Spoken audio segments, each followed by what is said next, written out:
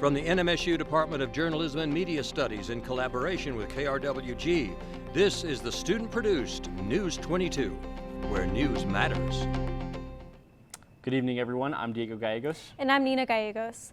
The first man to go on trial for the Young Park mass shooting is facing prison for the rest of his life. A jury found 21-year-old Tomas Rivas guilty on all 3 counts of first-degree murder for the death of 16-year-old Andrew Madrid, 18-year-old Dominic Estrada, and 17-year-old Jason Gomez last March.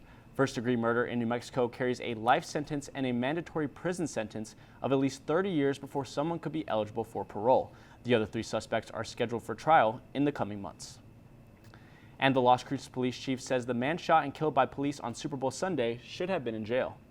In a news conference today, Chief Jeremy Story says Johnny Ray Morales was out on a $2,500 bond on charges of child abuse, felon in possession of a firearm, and possession of a stolen firearm.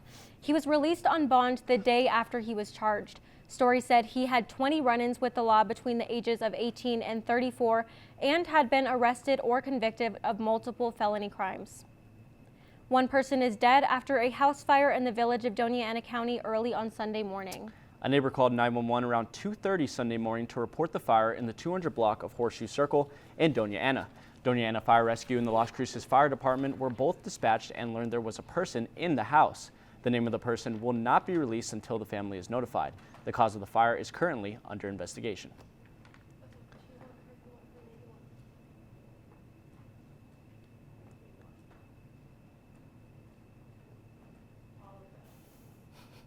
Well, Nina, when we were out reporting yesterday, it wasn't as windy as it was today. I came outside of my house this morning and I thought it was going to blow away. Yeah. Corey, please tell me that's going to change in the next week. Well, it will change this week, but not till Friday. Ooh. But let's see what we got going on right now. Thankfully, the wind has died down this evening, so you actually might be able to check out the stars. Your hair might stay in place. Good evening to walk the dog. So that's what we got going on this evening. Let's check out our current conditions. So the skies were dusty, but they're actually calming down a little bit. We're looking at a temperature of 55 degrees right now. The winds were coming in west at 16 miles per hour last I checked. And the humidity is 42% with a dew point of 33 degrees. The barometer is at 30.03 inches and rising. Today we had a high of 66, which is pretty close to the average temperature for February 17th of 65 degrees. The low was 37 this evening. The record was set in 2016 with a hot 78 degrees. 50 years before that, we were looking at 14 degrees for the low in 1966. It didn't rain today, but we're looking at just under 2 inches for the year. That's all for the current conditions. Let's get back to the news. Thanks for that, Corey. Now, protests against ICE and President Trump are spreading across the country, even here to Las Cruces. 2 groups gathered in front of the Corbett Student Center to argue their opposing views.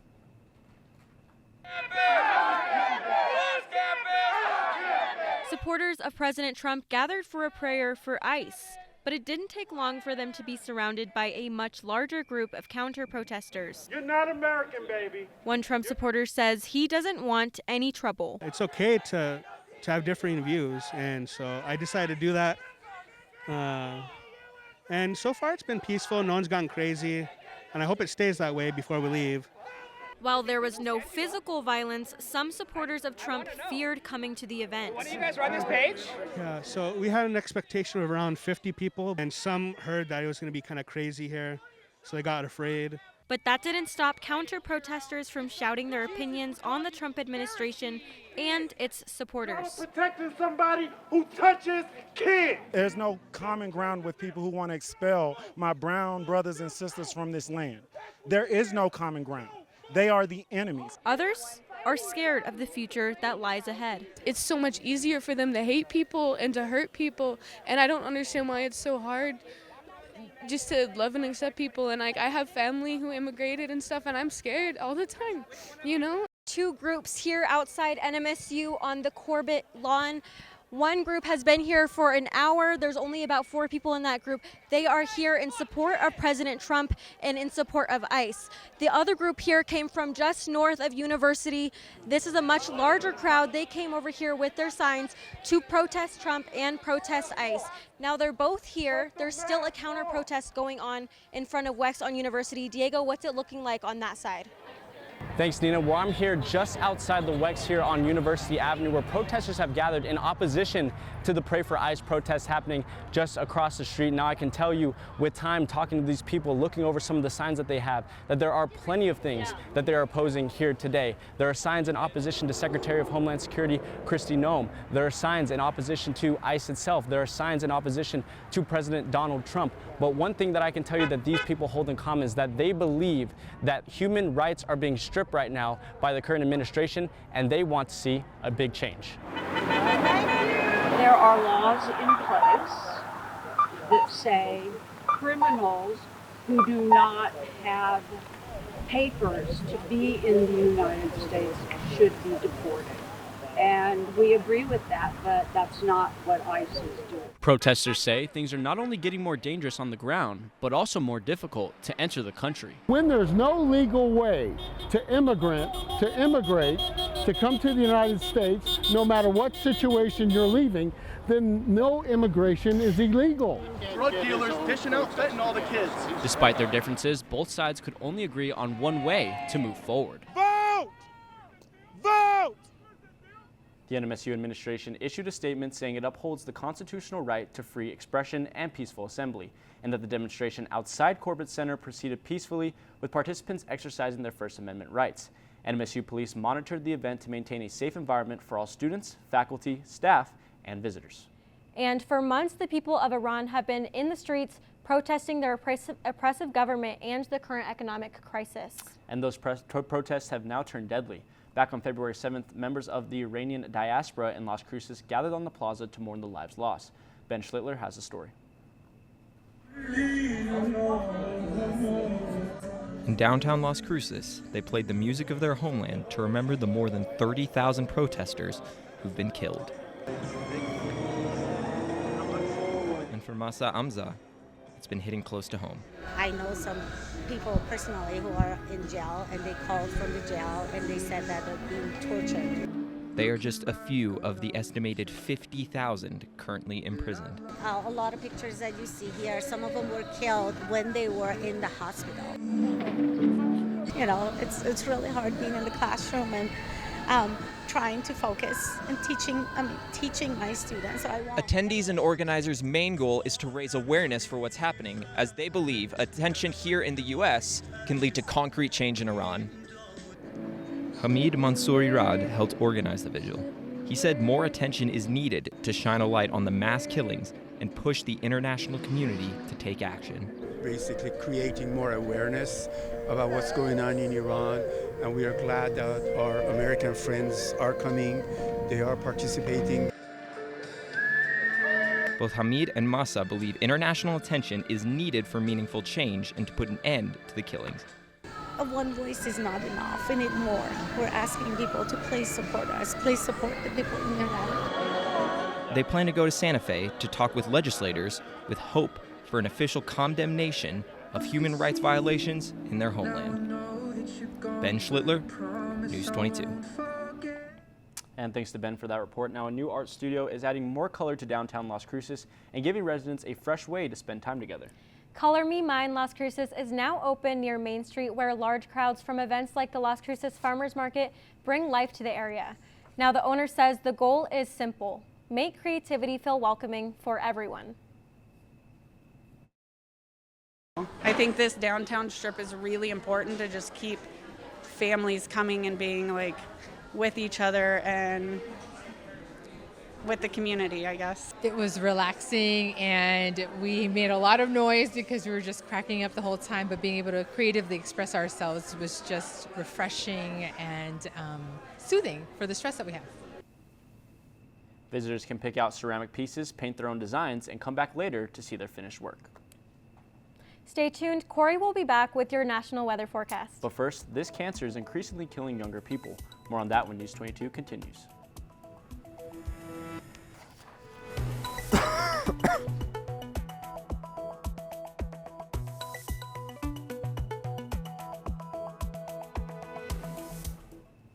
Welcome back. You're watching News 22 Tuesday, where news matters. The Camino Real Regional Utility Authority will pay the state nearly $200,000 in fines to make up for 5 violations committed by the utility since 2023. The settlement between CREA and the New Mexico Environment Department was announced February 10th. The water utility that serves 20,000 water users in Sunland Park and Santa Teresa will pay $168,000 for the violations and an extra bad faith payment of $21,000. The fines will go to the state's Water Conservation Fund, according to NMED. We're expecting dangerously strong winds here in New Mexico and West Texas until Friday. The National Weather Service recorded wind speeds of 25 to 35 miles per hour today, with gusts of up to 65 miles per hour. Now, drivers should look out for blowing dust storms which block visibility, and if you are caught in a dust storm, do not stop in the roadway. Pull completely out of the travel lanes and as far onto the right shoulder as possible with your lights off. If you do need to travel, make sure you check out those local forecast conditions before you leave. Now, Corey's next with your national weather forecast. All right. And watch out, those fire and wind warnings are not just hypothetical. A fire that broke out in eastern Oklahoma today spread to Kansas, Colorado, New Mexico, and Texas. The high winds and dry weather conditions are keeping aviation operations on the ground, so firefighters aren't able to fight the fire from the sky, so the fire burns on. Let's check out the next map. So the high winds today also in Colorado, in Pueblo, caused an accident of 30 drivers. 30 cars were involved in a huge vehicle pileup that killed 4 people and injured 29 others. So that's all for Colorado at the moment. Let's move on to the current conditions here. So as you can see, these are the wind gusts that we're looking at for the western states. So from 36 miles per hour, 57 miles per hour, and even 32 miles per hour here in Las Cruces. So when we say be careful out there, we really do mean it. Be safe, and we'll be back after this break.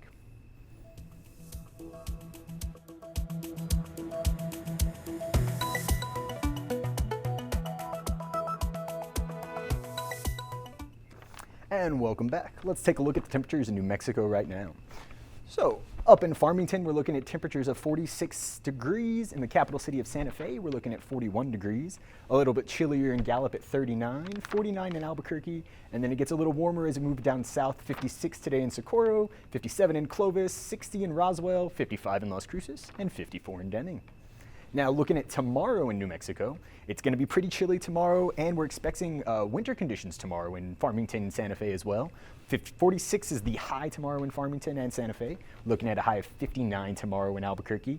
It's going to be a bit warmer in Socorro with 64. Clovis is looking at 69 degrees tomorrow. Roswell will be sitting at 73, and then we'll be looking at 68 tomorrow in Las Cruces and 66 in Deming. So in southern New Mexico tonight, it's still going to be windy, but the skies will be clear. We're looking at a low of 40 degrees tonight in Alamogordo and a high of 66 degrees with those winds still sticking around. In Truth or Consequences, it's a similar story. It'll be a little cloudier in TRC with a low of 36 tonight. It's going to be pretty windy tomorrow with a high of 65. Tonight in Silver City, we're looking at a little bit of clouds with a high of 32 degrees, or a low of 32 degrees, and a high of 54 tomorrow with those winds. And then in Las Cruces, it's going to be 37 degrees with a couple of clouds in the sky. Should be a high of 68 degrees tomorrow and plenty windy. That's all for New Mexico tonight. Back to the desk. Mikey Tonko is also next with sports. Thanks, Nina. Thanks, Diego. Coming up in sports, the 2026 Winter Olympics is cold, but the competition is on fire. Don't go anywhere because News 22 Sports is next.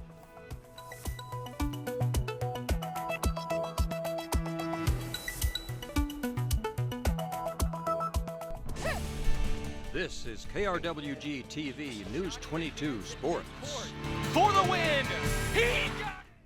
Welcome back. I'm Mikey Tonko, and let's talk sports. Aggies baseball continues to battle hard this season, but fall to number 21 Oklahoma Sooners in a competitive matchup this weekend. The Aggies kept pace early and showed resilience at the plate, but Oklahoma capitalized on key scoring opportunities to secure the win. NMSU continues to fight throughout the game, highlighting strong pitching, stretching, and timely hitting despite the final result. The Aggies look to bounce back in their next matchup, hosting Towson for 3 days this weekend as they return to Presley Askew Field. And that's all for sports tonight. Join us for more sports action tomorrow. Still ahead on News 22, Corey will be back to take a look at your 5-day forecast.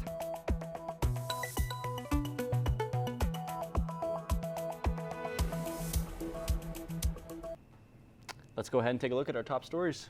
A jury found 21-year-old Tomas Rivas guilty on all 3 counts of first-degree murder for the deaths during the Young Park mass shooting. Protests against ICE and President Trump are spreading across the country, even here to Las Cruces. And back on February 7th, members of the Iranian diaspora in Las Cruces gathered on the plaza to mourn the lives lost. Corey, where's the wind like over here for the 5-day? It might taste like chicken is all I'm saying, but let's check out that wind. So it's going to be windy until about Friday. Also, it's going to be dropping below 30 on Friday, or below freezing, so bring in your plants. And then it'll clear up on Saturday and Sunday with a high of 70. That's it for the 5-day. All right, thanks, Corey, and that's all for News 22 Tuesday. Thank you, everyone, for joining us tonight. Tune in tomorrow night for more news, but don't go too far because Amelia Albornoz is next with Noticias 22 in Español. I'm Diego Gallegos. And I'm Nina Gallegos, and from the whole News 22 team, Diego, Corey, Mikey, and myself, have a good night.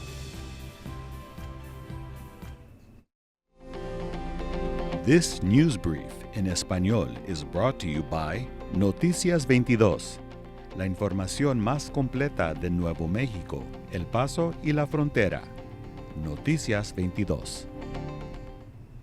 Buenas tardes, les saluda Emilia Albornoz hoy en Noticias 22. El primer hombre en ser juzgado por el tiroteo masivo de Young Park enfrentará prisión el resto de su vida. Un jurado declaró culpable a Tomás Rivas, de 21 años, con el asesinato de primer grado por su papel en la muerte de Andrew Madrid, de 16 años, Dominic Estrada, de 18 años, y Jason Gómez, de 17. Fue el 21 de marzo del año pasado cuando Rivas y otros 3 empezaron a rodar durante una explosión de coches. Además de las otras víctimas, otros 14 resultaron heridos. El asesinato en primer grado en Nuevo México conlleva cadena perpetua y una condena de prisión obligatoria de al menos 30 años antes de que alguien pueda ser elegible para la libertad condicional. Los otros 3 sospechosos están programados para juicio en los próximos meses. Un grupo de partidarios del presidente Donald Trump se reunieron la tarde de ayer en Corbett, en NMSU, para realizar una oración y apoyo al ICE y a otras políticas migratorias actuales. Minutos después, un grupo mucho más numeroso de contramanifestantes llegaron al lugar con carteles y consignas en oposición a Trump y a ICE. Ambos lados expresaron posturas fuertes sobre inmigración y derechos humanos. Aunque no se reportó violencia física, las tensiones fueron evidentes durante la protesta, que duró aproximadamente 1 hora y media. Esto ha sido todo por mi parte la noche de hoy. Nos vemos mañana con más noticias en español. No olviden seguirnos en nuestras redes sociales. Una buena noche.